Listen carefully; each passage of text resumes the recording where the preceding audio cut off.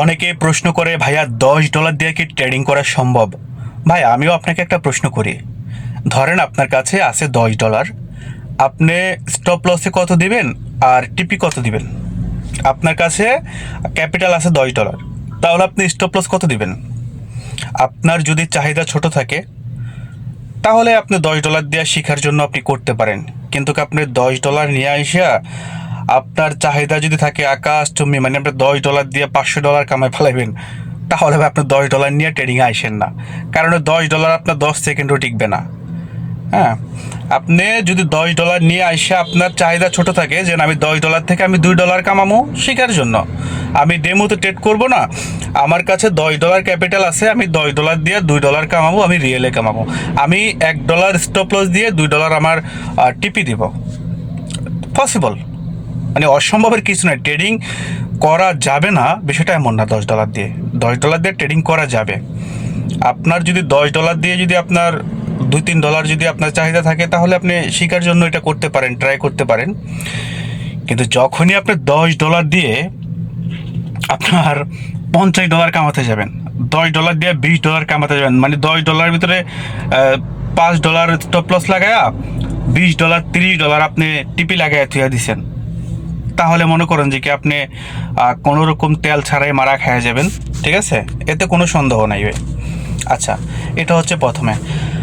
আপনার ট্রেডিং করতে হলে সব সময় আপনার একটা জিনিস করতে হবে, সেটা হলো যে আপনার যে ক্যাপিটালটা আছে সেটা $10 হতে পারে, $50 হতে পারে, $500 হতে পারে। আপনি ট্রেডিং করার আগে আপনি চিন্তা করবেন আপনার ওই যে ক্যাপিটালটা আছে এটাকে আপনি ভাগ করবেন। হ্যাঁ, আপনার কাছে যদি $10 থাকে আপনাকে মিনিমাম 6টা ট্রেড নিতে পারেন, এমনভাবে এটাকে ভাগ করবেন যে আমি এই $10 আমি 6টা ট্রেড নিয়ে তারপর আমি আমার $10 নষ্ট করব। 6টা ট্রেডের ভিতরে ভাই আপনার কি মানে 2টা ট্রেডও কি আপনার প্রফিট হবে না? হ্যাঁ, আর আমরা তো সবসময় স্টপ লস যদি ধরেন $2 দিই, টিপি মিনিমাম $3 $4 দিই। আপনার ধরেন 6টা ট্রেডের ভিতরে যদি আপনার 2টো যদি প্রফিট হয়, হ্যাঁ, $10 দিয়ে, তারপরেও আমি মনে করি যে আপনার লস থাকবে না। হ্যাঁ, আপনার মিনিমাম যে মূলধনটা আছে ওইটা অন্তত আপনি রক্ষা করতে পারবেন। আপনার যদি $50 থাকে তাহলে আপনি $5 স্টপ লস লাগান। $5 স্টপ লস লাগায় আপনি $15 বা $16 বা $20 আপনি টিপে দেন। হ্যাঁ, তাহলে আপনি দেখা গেছে কি $50 দিয়ে যদি আপনি $5 স্টপ লস দেন, আপনার $5 লস হয়ে গেলেও আপনার মাইন্ডসেট ঠিক থাকবে। আপনার যদি আসে $50, সেখানে যদি আপনি প্রথম ট্রেডে যদি আপনি $20 লাগাই দেন, হ্যাঁ, প্রথম ট্রেডে যদি আপনি $10 লাগাই দেন, আপনার যে সাইকোলজি আছে এটা নষ্ট হয়ে যাবে, তখন আপনি উল্টাপাল্টা ট্রেড করবেন। হ্যাঁ, আপনি মানে যে টাকাটা মানে যে ডলারগুলো আপনি নষ্ট করে পালাইছেন এই প্রথম ট্রেডেই, আপনি মানে এটা তোলার জন্য আপনার মাথা পুরা আউলা হয়ে যাবে, আপনার মাইন্ডসেট নষ্ট হয়ে যাবে। ভাই, আমি আমি ধরেন গত 1 বছরে আমি নিজের টাকা পয়সা নষ্ট করে তারপর ধরেন মানুষের কাছ থেকে, ইউটিউব থেকে, কোর্স থেকে যতটুকু শিখছি, আমি মনে করি যে কি ওই শিখার চেয়ে সবচেয়ে ট্রেডিংয়ে যে জিনিসটা বেশি গুরুত্বপূর্ণ সেটা হচ্ছে ডিসিপ্লিন। আপনাকে নিজেকে ডিসিপ্লিন আনতে হবে আগে, যে আমি এটা করব এটা করব না। আপনি ট্রেডিং করার আগে চিন্তা করবেন আপনি কি করবেন।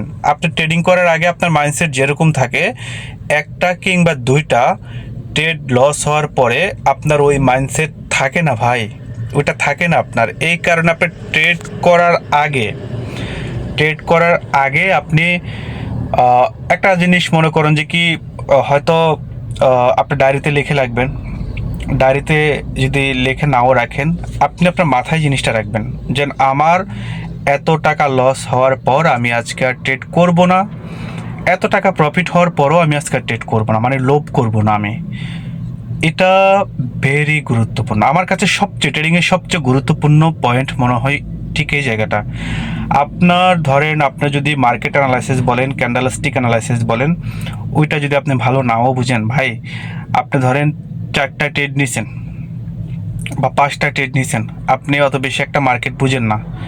হ্যাঁ, আপনার ক্যান্ডেলস্টিক অ্যানালাইসিস আপনি অত ভালো বুঝেন না। আপনি 4টা ট্রেড নিলে আপনার ধরুন 2টা ট্রেড বা 3টা ট্রেড যদি লসও যদি হয়ে যায়, হ্যাঁ, একটা ট্রেড আপনার প্রফিট হবে। আপনি ধরেন আপনার যখন দেখছেন যে কি আপনার